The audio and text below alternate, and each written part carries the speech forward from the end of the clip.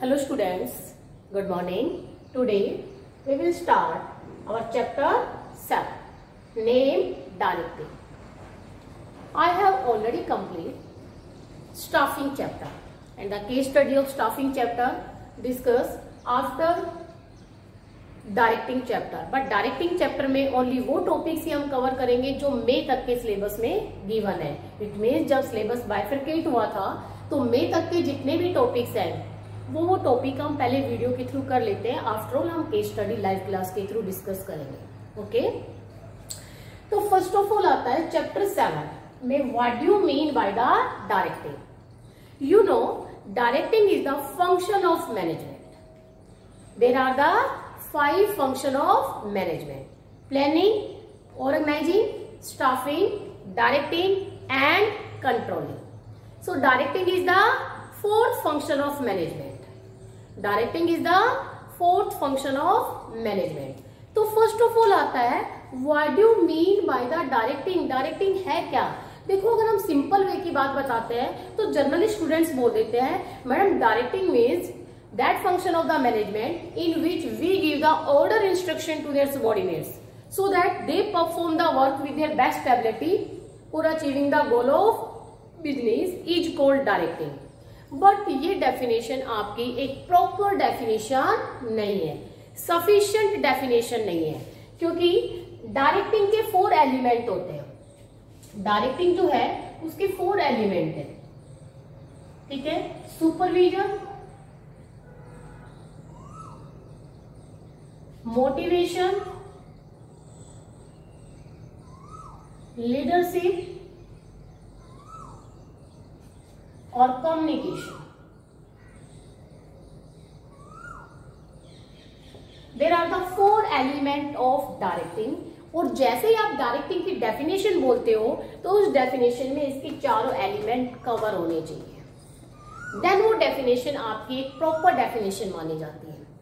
कहते हैं directing means sorry directing means that function of the management in which we give order instruction to their subordinates. ठीक है, supervise the work of subordinates, also give motivation and provide the effective leadership so that all subordinates perform the work with their best ability. ठीक है, for achieving the goal of business is called directing. कहते हैं directing management का वो function होता है जिसमें एक सीनियर अपने सबऑर्डिनेट्स को ऑर्डर इंस्ट्रक्शन देता है. बेटा, ऑर्डर इंस्ट्रक्शन देना मतलब कम्युनिकेशन करना. फिर ऑर्डर इंस्ट्रक्शन देने के बाद उनके काम को क्या करता है? चेक करता है कि वो ऑर्डर के अकॉर्डिंग वर्क परफॉर्म कर रहे हैं या नहीं कर रहे. अगर वो बहुत अच्छा वर्क परफॉर्म कर रहे हैं तो उनको मोटिवेट करता है. अगर अच्छा नहीं कर रहे तो नेगेटिव मोटिवेशन दिया जाता है, अच्छा कर रहे हैं तो पॉजिटिव मोटिवेशन दिया जाता है. उनको इफेक्टिव लीडरशिप दी जाती है ताकि वो मैनेजर के इंस्ट्रक्शंस के अकॉर्डिंग बिहेव करे. ठीक है, और ऑर्गेनाइजेशन के गोल को अचीव करने में अपना मैक्सिमम कंट्रीब्यूशन दे. तो उसी को क्या बोला जाता है? लीडरशिप बोला जाता है. ठीक है, सॉरी, डायरेक्टिंग बोला जाता है. तो डायरेक्टिंग की जब आप डेफिनेशन एक्सप्लेन करते हो तो बेटा डायरेक्टिंग की डेफिनेशन में आपकी चारों एलिमेंट की जरूर जिक्र आना चाहिए. अगर आप चारों एलिमेंट का जिक्र ना करके सिर्फ इतना बोलते हो कि डायरेक्टिंग का मतलब होता है to give the order instruction to their subordinates, तो इट मीन सिर्फ एक ही एलिमेंट आ रहा है, कम्युनिकेशन. भाई, ऑर्डर देने के बाद उसको चेक भी किया जाता है. अच्छा कर रहा है तो उसको मोटिवेशन भी देंगे. ठीक है, नेगेटिव हो या पॉजिटिव हो. अच्छा नहीं कर रहा है तो नेगेटिव, अच्छा कर रहा है तो पॉजिटिव, अच्छा नहीं कर रहा तो नेगेटिव. और उसके बाद उसको इफेक्टिव लीडरशिप दी जाती है ताकि उसके बिहेवियर में चेंज आए, वो वैसा ही बिहेव करे जैसा हम चाह रहे हैं. इट मीन्स उसको इफेक्टिव लीडरशिप दी जाती है ताकि वो ऑर्गेनाइजेशन के गोल को अचीव करने में अपना मैक्सिमम कंट्रीब्यूशन दे. तो this is called the directing function. Okay, you understand. तो directing means that function of management in which we give order instruction to their subordinates, supervise the work of subordinates, उसके बाद provide the motivation and effective leadership so that they perform the work with their best ability for achieving the goal of business is called directing. I hope you understand. उसके बाद next आता है features of directing, कि directing की क्या क्या features है. कि डायरेक्टिंग के फीचर्स में first one, directing initiate action. Directing initiate action, और ये देखो बेटा इसमें इंपॉर्टेंस में भी ये सेम पॉइंट है। देखो डायरेक्टिंग इनिशिएट एक्शन, डायरेक्टिंग हमारे एक्शन को इनिशिएट करता है, इनिशिएट माने स्टार्ट करवा देता है, टू इनिशिएट एक्शन यहाँ भी इंपॉर्टेंस में है। तो कहते हैं directing initiate action, it means other function of the management is prepare only the base. Other function of the management is prepare only base, but the directing function initiate the action. It means directing function हमारे action को start करवा देता है। Because in directing function we give order instruction to their subordinates, and after getting order instruction the subordinates start to perform the work. In this way उनकी body initiate करना क्या कर देती है, स्टार्ट कर देती है, वो एक्शन करना क्या कर देते हैं, स्टार्ट कर देते हैं। So we can say that directing function initiating actions. देखो मैं आपको एक सिंपल सी बात बताती हूँ। कहते हैं मैनेजमेंट के अदर फंक्शन सिर्फ एक बेस प्रिपेयर कर रहे हैं काम करने का, लेकिन डायरेक्टिंग फंक्शन हमारे एक्शंस को इनिशिएट करता है। इट मीन्स हमारी बॉडी का मूवमेंट स्टार्ट करवा देता है, काम को स्टार्ट कर देता है। क्योंकि डायरेक्टिंग फंक्शन में हम एम्प्लॉय को ऑर्डर देते हैं, और जैसे ही एम्प्लॉय ऑर्डर मिलता है वैसे ही एम्प्लॉय की बॉडी मूवमेंट करना स्टार्ट कर देती है, वैसे ही एम्प्लॉय के जो एक्शंस है वो इनिशिएट हो जाते हैं, स्टार्ट हो जाता है। सो हम कहते हैं कि डायरेक्टिंग फंक्शन जो होता है वो एम्प्लॉयज के एक्शंस को इनिशिएट करता है। ओके, यानी ऑर्डर मिलते ही एम्प्लॉय की बॉडी मूवमेंट करना स्टार्ट कर देती है, उसके एक्शन से इनिशिएट हो जाता है। So we can say that directing initiating action. उसके बाद सेकंड आता है कंटिन्यूइंग फंक्शन या कॉन्टिन्यूअस फंक्शन। कहते हैं directing is a continuous function.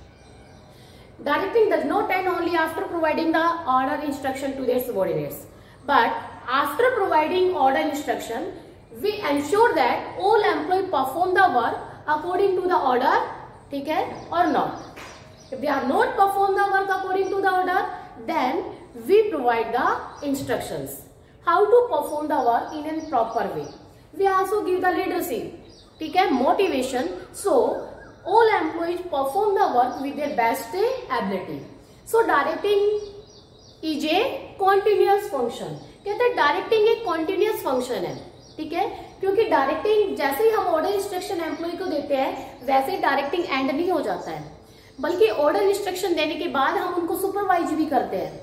अगर बेटर वर्क परफॉर्म कर रहा है, मोटिवेशन भी दे रहे हैं, उसको इफेक्टिव लीडरशिप भी दे ताकि वो गोल को अचीव करने में अपना मैक्सिमम कंट्रीब्यूशन दे। तो डायरेक्टिंग जो फंक्शन है वो एक कॉन्टिन्यूअस फंक्शन है। आप इसको ऐसे भी एक्सप्लेन कर सकते हो। इसका दूसरा मेथड भी है, कहते हैं डायरेक्टिंग एक कॉन्टिन्यूअस फंक्शन है, क्योंकि डायरेक्टिंग में हम अपने एम्प्लॉय को ऑर्डर दे रहे हैं किसी वर्क को परफॉर्म करने के लिए, उसको चेक कर रहे हैं, उसको मोटिवेट कर रहे हैं, और जैसे उसने वर्क कंप्लीट कर दिया तो नेक्स्ट वर्क का ऑर्डर दे दिया, फिर नेक्स्ट वर्क में भी सेम वही चारों चीजें प्रोसेस फॉलो होती है, वो काम कंप्लीट हुआ फिर नेक्स्ट वर्क का ऑर्डर दे दिया। सो डायरेक्टिंग फंक्शन क्या होता है, कॉन्टिन्यूअस फंक्शन है।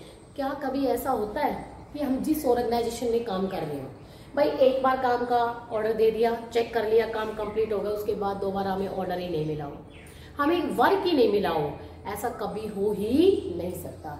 बेटा एक काम कंप्लीट किया, नेक्स्ट वर्क आ जाता है, नेक्स्ट वर्क कंप्लीट करा और नेक्स्ट वर्क आ जाता है। हर काम के लिए हमें डायरेक्टिंग फंक्शन क्या करना पड़ता है, फॉलो करना पड़ता है। So directing is a continuous function. You can explain in any way, किसी भी तरीके से आप एक्सप्लेन कर सकते हो, कोई भी प्रॉब्लम नहीं है। ऐसा नहीं है कि जैसे मैंने फर्स्ट में बताया, तो फर्स्ट में तो मैंने चारों एलिमेंट को कॉन्टिन्यूटी बता दी है, दूसरे में मैंने एक नॉर्मल वे से आप लोगों को बताया कि भाई डायरेक्टिंग एक कॉन्टिन्यूअस फंक्शन है, क्योंकि डायरेक्टिंग में आप एम्प्लॉय को ऑर्डर देते हो किसी वर्क को परफॉर्म करने के लिए, उसके बाद उसको चेक करते हो, उसको गाइडलाइंस देते हो, इसके साथ साथ उसको मोटिवेशन देते हो, इफेक्टिव लीडरशिप देते हो ताकि वो वर्क को इफेक्टिवली परफॉर्म कर सके। जैसे वर्क इफेक्टिवली परफॉर्म हो गया, नेक्स्ट वर्क का ऑर्डर दे दिया, फिर उसमें वही सुपरवाइज करना, उसको वही मोटिवेशन देना, इफेक्टिव लीडरशिप देना, वो कंप्लीट हुआ, फिर नेक्स्ट वर्क असाइन कर दिया। सो डायरेक्टिंग क्या होती है, कॉन्टिन्यूअस फंक्शन। ओके, उसके बाद थर्ड फीचर्स आती है, directing takes place at every level, या इसका हम दूसरा नाम क्या कह सकते हैं, परवेसिव। परवेसिव कहता है directing takes place at every level. It means we need the directing function in every organization, चाहे वो प्रॉफिट ऑर्गेनाइजेशन है, चाहे वो सर्विस प्रोवाइड करने वाला ऑर्गेनाइजेशन है, चाहे टॉप लेवल है, चाहे मिडिल लेवल है, चाहे लोअर लेवल है, चाहे आपका घर है, चाहे आपका ऑफिस है। We need directing function in every organization in every place. So we can say that directing is a pervasive function. सब जगह डायरेक्टिंग फंक्शन को क्या करते हैं, हम फॉलो करते हैं। आपके घर में आपकी मदर आपको किसी काम के लिए ऑर्डर दे रही है, ठीक है, तो डायरेक्टिंग फंक्शन वहां पर भी फॉलो हो रहा है। ऑफिस में आपका बॉस ऑर्डर दे रहा है, ठीक है। इसके साथ साथ अगर आप कहीं किसी प्लेग्राउंड में कोई मैच खेल रहे हो तो आपका जो टीम का कैप्टन है वो आपको ऑर्डर दे रहा है, तो इट मीन्स आपके काम को चेक भी कर रहे हैं, वो आपको मोटिवेट भी करते हैं, अच्छा काम करते हो। तो बेटा इट मीन्स सब जगह डायरेक्टिंग फंक्शन क्या हो रहा है, फॉलो हो रहा है नहीं हो रहा। और जब सब जगह हम इसको यूज कर रहे हैं तो कौन सी फीचर आती है, परवेसिव। ओके, फिर उसके बाद आती है directing flow from top to bottom. कहते हैं डायरेक्टिंग फंक्शन का जो फ्लो होता है वो टॉप टू बॉटम, ऊपर से नीचे। Because in directing function a senior give order to their subordinates to perform the task according to a desired manner. So we can say that directing function का flow top to bottom.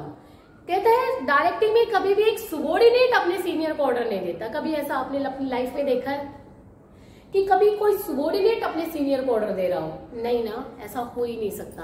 कहते हैं directing का flow top to bottom होता है, ऊपर से नीचे। क्यों? क्योंकि डायरेक्टिंग में एक सीनियर अपने सबऑर्डिनेट को ऑर्डर देता है और जैसे ही सीनियर ने सबऑर्डिनेट को ऑर्डर दिया वैसे ही सबऑर्डिनेट ने वर्क परफॉर्म करना क्या कर दिया, स्टार्ट कर दिया। सो डायरेक्टिंग का फ्लो टॉप टू बॉटम।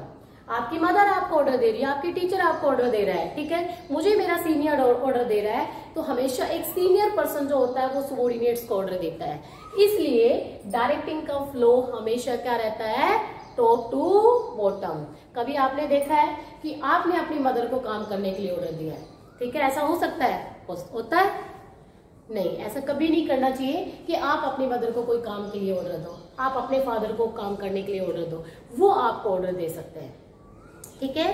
क्योंकि डायरेक्टिंग तो सब जगह एप्लीकेबल होती है, तो आपके घर में भी एप्लीकेबल हो रही है, बिजनेस में तो है ही है, ठीक है। ऐसा कभी नहीं हो सकता कि मैं अपने सीनियर को ऑर्डर दूं, सीनियर मुझे ऑर्डर देगा, अदरवाइज मैंने सीनियर को ऑर्डर दे दिया तो सीनियर मुझे बाहर का रास्ता दिखाएगा। तो बेटर है कि हम एक सिस्टम से काम करें। तो डायरेक्टिंग में ऑलवेज एक senior give order instruction to their subordinates. So always the flow of directing top to bottom. उसके बाद नेक्स्ट आता है परफॉर्मेंस ओरिएंटेड। परफॉर्मेंस ओरिएंटेड में कहता है कि भाई डायरेक्टिंग फंक्शन में a senior give order to their subordinates to perform the task, so it is a performance oriented. कहते हैं डायरेक्टिंग फंक्शन में एक सीनियर अपने सबऑर्डिनेट को ऑर्डर देता है किसी न किसी वर्क को परफॉर्म करने के लिए, गोल को अचीव करने के लिए। सो डायरेक्टिंग परफॉर्मेंस ओरिएंटेड होती है क्योंकि वो गोल को अचीव करने के लिए हम ऑर्डर इंस्ट्रक्शन देते हैं। कहते हैं डायरेक्टिंग में एक सीनियर अपने सबऑर्डिनेट को एंजॉय करने के लिए कभी ऑर्डर नहीं देता। डायरेक्टिंग में एक सीनियर अपने सबऑर्डिनेट को कभी भी कोई एंजॉय करने के लिए ऑर्डर नहीं देता है, बल्कि कोई ना कोई वर्क परफॉर्म करने के लिए ऑर्डर देता है। सो डायरेक्टिंग परफॉर्मेंस ओरिएंटेड होती है क्योंकि ये वर्क को परफॉर्म करने से रिगार्डिंग होती है, ये गोल को अचीव करने से रिलेटेड होती है। So directing always performance oriented होती है कि हम अपनी परफॉर्मेंस को इम्प्रूव करें, कुछ वर्क परफॉर्म करें according to the instruction of seniors. So always directing is performance oriented. समझ आ गया? परफॉर्मेंस का मतलब होता है कि भाई ऑर्डर मिलते हैं, हमें कुछ ना कुछ परफॉर्म करना है, जो हमें जिस टाइप का ऑर्डर मिला उस वर्क को हमें परफॉर्म करना है, इसलिए परफॉर्मेंस ओरिएंटेड है। डायरेक्टिंग में कभी भी एक सीनियर मुझे कोई एंजॉय करने के लिए ऑर्डर नहीं देता। डायरेक्टिंग में मुझे सीनियर इसलिए ऑर्डर नहीं देता भाई चल बहुत काम कर लिया अब सो जा, चल आपने बहुत काम कर लिया अब रेस्ट कर लो, इसलिए ऑर्डर नहीं देता चलो बहुत काम कर लिया अब आपको रेस्ट करना चाहिए। नो, इस टाइप के कभी भी एक ऑर्गेनाइजेशन में एक सीनियर अपने सबऑर्डिनेट्स को ऑर्डर इश्यू नहीं करता है। वो हमेशा ऑर्डर इश्यू करेगा किसी न किसी वर्क को परफॉर्म करने के लिए, किसी न किसी गोल को अचीव करने के लिए, इसलिए वो हमेशा परफॉर्मेंस ओरिएंटेड होती है। ओके, उसके बाद आता है ह्यूमन एलिमेंट्स कि डायरेक्टिंग में ह्यूमन एलिमेंट्स अवेलेबल होता है। क्यों? क्योंकि डायरेक्टिंग में एक सीनियर सबऑर्डिनेट को ऑर्डर देता है। डायरेक्टिंग फंक्शन में एक सीनियर अपने सबऑर्डिनेट को ऑर्डर देता है and subordinate is the human being. So we can say that the human element is also available in directing function. Without human element, you can't perform the directing function. क्या आप किसी भी गाड़ी को order दे सकते हो, किसी मशीन को ऑर्डर दे सकते हो? भाई वहां पर भी जाने के लिए आपको उसको ऑन करना पड़ता है. मशीन को ऑर्डर दे दिया, चल मशीन स्टार्ट हो जा रही है, फटाफट काम कर दो. नहीं. कहते डायरेक्टिंग में एक सीनियर अपने सबऑर्डिनेट को ऑर्डर देता है और subordinate is the human being. After getting order from the senior, the subordinate start to perform the task. So we can say that in directing function, the human element is available. Without human element, you can't perform the directing function. Because if you want to give the order to any physical assets, that after getting order, the physical assets not start to perform the task. ठीक है, क्योंकि आप ऐसा नहीं है कि किसी भी मशीन को यहाँ से बैठे बैठे कह दिया चल मशीन अब आपका टाइम आ गया आप स्टार्ट हो जाओ. कहने से कुछ नहीं होता. कहने से सिर्फ सबऑर्डिनेट्स वर्क परफॉर्म करना स्टार्ट करते हैं. इसलिए डायरेक्टिंग फंक्शन में ह्यूमन एलिमेंट अवेलेबल होता है, क्योंकि डायरेक्टिंग में एक सीनियर अपने सबऑर्डिनेट को ऑर्डर देता है. सबऑर्डिनेट ह्यूमन बीइंग होता है और इसलिए इसमें ह्यूमन एलिमेंट अवेलेबल होता है. आफ्टर गेटिंग द ऑर्डर, ठीक है, from the senior the subordinate start to perform the task according to the instruction of senior. So we can say that in directing function human element is available. Okay, so these are the features of directing function. इसलिए ये directing function की क्या है बेटा, features. Next topic, importance of directing. It means when we perform the directing function, then what benefits we obtain. हमें क्या क्या इससे फायदा मिलता है, क्या क्या इससे मेरिट्स ऑब्टेन होती है जब हम डायरेक्टिंग फंक्शन को परफॉर्म करते हैं. फर्स्ट वाला जो इम्पोर्टेंस है वो तो वही है जो आपकी फीचर्स है. टू इनिशिएट एक्शन और आपको एक्सप्लेनेशन भी सेम देनी है, कोई भी ऐसा डिफरेंस नहीं है. कहते हैं डायरेक्टिंग फंक्शन एक्शन इनिशिएट करता है. Because in directing function में we give order instruction to their subordinates. After getting order instruction, the subordinates start to perform the task. ठीक है, उनकी बॉडी मूवमेंट करना क्या कर देती है, स्टार्ट कर देती है. और जैसे ही बॉडी मूवमेंट करना स्टार्ट करेगी वैसे ही हमारे एक्शंस क्या हो जाते हैं, इनिशिएट हो जाते हैं. तो डायरेक्टिंग फंक्शन एक्शंस को इनिशिएट करवाने में हमारी क्या करता है, हेल्प करता है. बेटा जो एक्सप्लेनेशन मैंने यहाँ फीचर्स में दी है, सेम एक्सप्लेनेशन आप इंपॉर्टेंस में लिख सकते हो. दोनों को बार बार सेम तो वही चीज है, वही पॉइंट है, कुछ भी अलग नहीं है. ये इंपॉर्टेंस कैसे बन गई, क्योंकि काम स्टार्ट हो जाता है और काम स्टार्ट हो गया तो ऑब्वियस बातों का भी कंप्लीट भी होगा, तो ये बेनिफिट में काउंट होता है. Second, to integrate employees efforts. कहते हैं डायरेक्टिंग जो फंक्शन है वो एम्प्लॉइज के एफर्ट्स को इंटीग्रेट करता है. कहते हैं you know there are the various employees in our organization. Every employee also comes from different backgrounds. You know, there are the various employees in our organization, and various employees also come from different background. Every employee have different method to perform the task. Every employee have different working styles. But with the help of directing function, we give order to all employees in one direction, so that all employees perform the work in the same direction and also do more efforts. ठीक है, for same direction for achieving the goal of business. कहते हैं जब सभी employ same direction में efforts करेंगे तो उनके एफर्ट्स क्या हो जाते हैं, इंटीग्रेट हो जाते हैं, मिल जाते हैं. भाई सेम डायरेक्शन में आप एफर्ट्स करोगे तो सबके एफर्ट्स इंटीग्रेट होंगे ही होंगे. और जब सबके एफर्ट्स आपस में इंटीग्रेट हो जाते हैं, इंटीग्रेट का मतलब मिल जाना, जब सबके एफर्ट्स इंटीग्रेट हो जाते हैं तो बेटा अपना कॉमन गोल क्या हो जाता है, अचीव हो जाता है. तो डायरेक्टिंग फंक्शन वेरियस एम्प्लॉइज के एफर्ट्स को इंटीग्रेट करके कॉमन गोल को अचीव करने में क्या करता है, हेल्प करता है. क्योंकि मैंने एक पॉइंट, एक लाइन इसमें मेन है जो एक्सप्लेनेशन की सबसे इंपॉर्टेंट लाइन होती है. बच्चा लिख देता है भाई एक बिजनेस में वेरियस एम्प्लॉय है, हर एम्प्लॉय डिफरेंट बैकग्राउंड से आता है, उसका वर्क परफॉर्म करने का मेथड डिफरेंट होता है. ठीक है, अगर वो सभी एम्प्लॉय बेटा अलग अलग डायरेक्शन में एफर्ट्स करेंगे तो उनके एफर्ट्स कभी इंटीग्रेट नहीं हो पाएंगे. और जब तक हमारे एफर्ट्स इंटीग्रेट नहीं होते तब तक कभी कॉमन गोल अचीव नहीं हो सकता. ये बात बिल्कुल करेक्ट है. डायरेक्टिंग क्या करती है, उन सभी एम्प्लॉइज को एक ही डायरेक्शन में ऑर्डर देती है. डायरेक्टिंग फंक्शन की हेल्प से हम सभी एम्प्लॉइज को एक ही डायरेक्शन में क्या करते हैं, ऑर्डर देते हैं। और जब एक ही डायरेक्शन में ऑर्डर मिलता है तो सभी एम्प्लॉइज एक ही डायरेक्शन में क्या करते हैं, एफर्ट्स करते हैं। और एक ही डायरेक्शन में एफर्ट्स करेंगे तो उनके एफर्ट्स इंटीग्रेट हो जाते हैं। और जैसे ही एफर्ट्स इंटीग्रेट हो जाते हैं तो हमारा कॉमन गोल भी क्या हो जाता है, अचीव हो जाता है। तो डायरेक्टिंग फंक्शन सभी एम्प्लॉइज के एफर्ट्स को इंटीग्रेट करने में भी क्या करता है, हेल्प करता है। उसके बाद थर्ड वन आता है means of motivation. Means of motivation ये कहता है कि डायरेक्टिंग फंक्शन में हम सिर्फ ऑर्डर इंस्ट्रक्शन ही इशू नहीं करते। In directing function we not only issue the order instruction but we also give the motivation to all employees, because after getting motivation employees के अंदर बिलोंगिंगनेस की फीलिंग क्रिएट हो जाती है, एम्प्लॉय का confidence level high हो जाता है और वो ज्यादा बेटर वर्क परफॉर्म करता है, रिसोर्सेज का प्रॉपर यूटिलाइजेशन करता है। So with the help of directing function we also give the motivation to all employees, because you know that motivation is the element of directing। तो ये point ये कहता है भाई डायरेक्टिंग फंक्शन में हम सिर्फ ऑर्डर इंस्ट्रक्शन ही नहीं देते बल्कि डायरेक्टिंग फंक्शन में हम एम्प्लॉय को मोटिवेशन भी देते हैं, because motivation is the element of directing. With the help of this element we motivate all employee to perform the work with their best ability.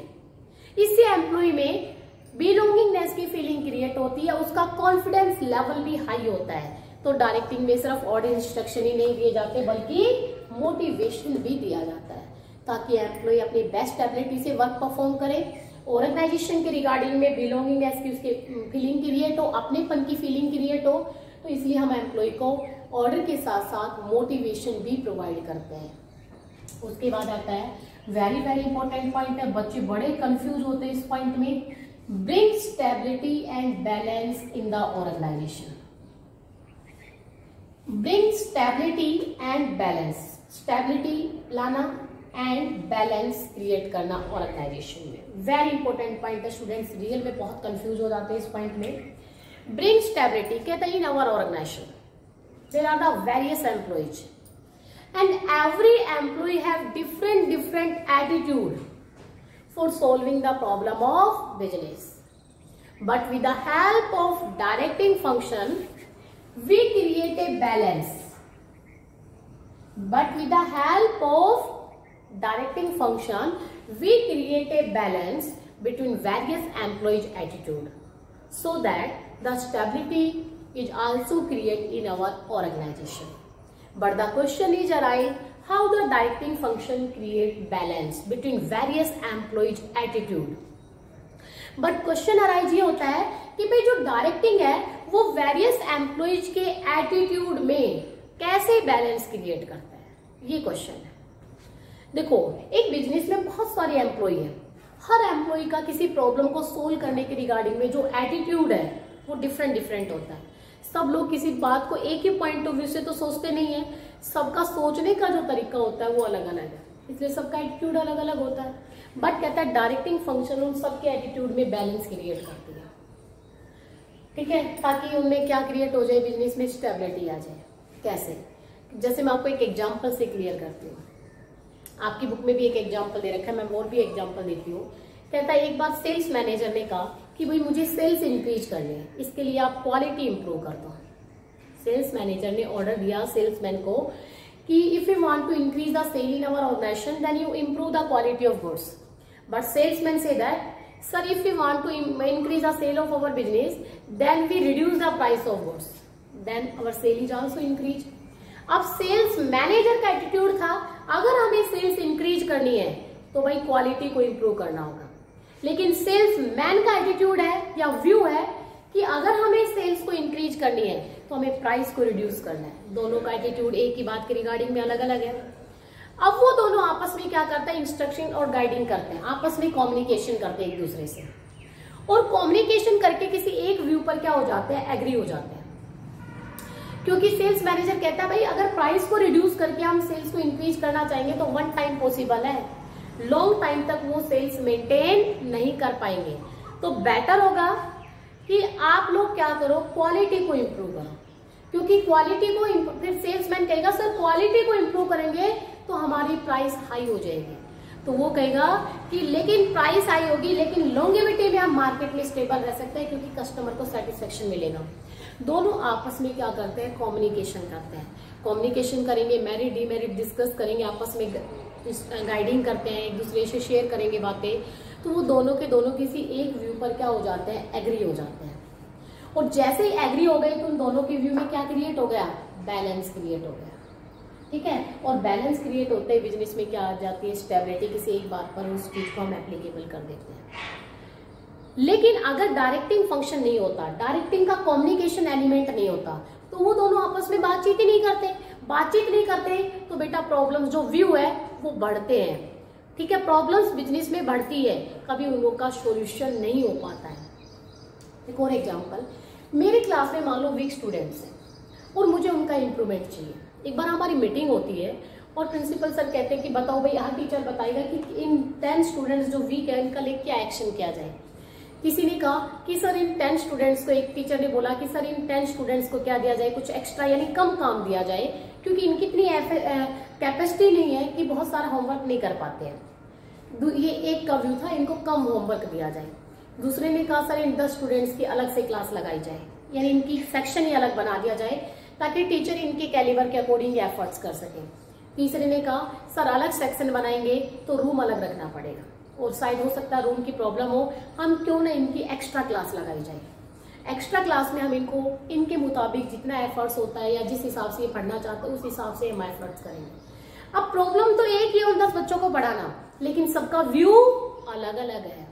लेकिन सब आपस में कम्युनिकेशन कर रहे हैं। कम्युनिकेशन कर रहे हैं तो हर बात की कुछ ना कुछ पॉजिटिव नेगेटिव होता है और सब आपस में डिस्कस करके किसी एक व्यू पर एग्री हो जाता है भाई एक्स्ट्रा क्लास वाला ज्यादा सूटेबल है, यस या नो। तो वो एक्स्ट्रा क्लास लगाकर उनके ऊपर क्या करते हैं, एफर्ट्स करते हैं। अब वो किसी एक बात पर क्या हो जाता है, एग्री हो जाता है, तो उन सबके व्यू में क्या क्रिएट हुआ, बैलेंस क्रिएट हुआ। और बैलेंस क्रिएट होगा तो बिजनेस में स्टेबिलिटी आएगी, यस या नो। तो कहता है कि in our organization there are the various employee, हर एम्प्लॉय का डिफरेंट एटीट्यूड है किसी प्रॉब्लम को सोल्व करने के लिए, लेकिन डायरेक्टिंग फंक्शन जो है उन सब के एटीट्यूड में बैलेंस क्रिएट करता है with the help of communication element. Example, salesman, sales manager के एग्जाम्पल दे सकते हो। मैंने आपके स्कूल का एग्जाम्पल दिया, आप कोई भी किसी भी टाइप का एग्जाम्पल दो। अच्छा, कई बार बच्चों के दिमाग, बस लिखना तो इतना ही है आपको, कई बार बच्चों के दिमाग में क्वेश्चन आता है मैडम कोई एक बंदा एग्री ना हो। देखो फॉर्मल ऑर्गेनाइजेशन में ऐसा कभी होता ही नहीं है, कोई एक बंदा एग्री ना हो। एग्री नहीं होगा तो नहीं होगा, हमें बिजनेस के फेवर के लिए काम करना होता है, अपने एटीट्यूड को दिखाने के लिए नहीं। ठीक है, अगर हम नॉर्मल एक पर्सनल इनफॉर्मल वे में बात करें तो इनफॉर्मल वे में कई बंदे ऐसे होते हैं जो किसी भी हालत में अपनी बात से हटते ही नहीं, कहते नहीं आई एम ऑलवेज राइट। ठीक है, तो वो एक अलग एक्सेप्शन केस है बेटा। वो इनफॉर्मल ऑर्गेनाइजेशन में तो चल जाते हैं, लेकिन फॉर्मल ऑर्गेनाइजेशन में कभी इस टाइप का कुछ भी नहीं चलता है। यहाँ हम अपनी पर्सनल, हम अपने एटीट्यूड्स को अलग रख देते हैं, हम वो सारे काम करेंगे जो बिजनेस के वेलफेयर के लिए होते हैं। ठीक है, तो इसमें सभी लोग डिस्कस करेंगे और जो बिजनेस के वेलफेयर के लिए सबसे सूटेबल पॉइंट होगा उसको हम क्या हो जाते हैं, एग्री हो जाते हैं। और एग्री होते ही हमारे व्यू में, हमारे एटीट्यूड में बैलेंस आ जाता है। बैलेंस आता है, बिजनेस में स्टेबिलिटी आ जाती है। ठीक, उसके बाद लास्ट वन आपकी जो फीचर है, सो इंपोर्टेंस है, वो आती है to facilitate change. To facilitate change का मतलब होता है कि with the help of directing function, ठीक है, we can adopt any change in our organization without any objection. Because if we want to adopt any new change मतलब if we want to adopt any new technique or method in our organization, then generally all employees also do objection. But with the help of directing function, we can easily adopt this change because if we motivate to, with the help of directing function का एक element आता है motivation. If we motivate to all employees and say that if you perform the work according to the new technique, then we also give more salary, then we also give more promotion.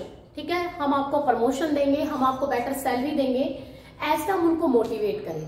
After getting motivation all employees are also agree to perform the work according to the new technique. ठीक है, in this way we adopt any new technique, new method in our organization without any objection. बेटा same point organizing function में भी है। Organizing की importance में भी एक सेम पॉइंट है, टू फैसिलिटेट चेंज, और डायरेक्टिंग की इंपॉर्टेंस में भी एक पॉइंट आता है, टू फैसिलिटेट चेंज, लेकिन दोनों की एक्सप्लेनेशन अलग अलग है। क्योंकि डायरेक्टिंग फंक्शन में भी ऑर्गेनाइजिंग में भी अगर हम किसी चेंज को अडॉप्ट करना चाहते हैं तो ऑर्गेनाइजिंग फंक्शन के हेल्प से हम उस चेंज को इजीली से अडॉप्ट कर सकते हैं। चेंज का मतलब कोई नई टेक्निक, कोई नया मेथड अगर हम अडॉप्ट करना चाहते हैं तो ऑर्गेनाइजिंग फंक्शन की हेल्प से भी हम उस नई टेक्निक, नए मेथड को इजीली से अडॉप्ट कर सकते हैं। ऑर्गेनाइजिंग फंक्शन में तो वो चेंज हम अडॉप्ट करेंगे डिपार्टमेंट वाइज।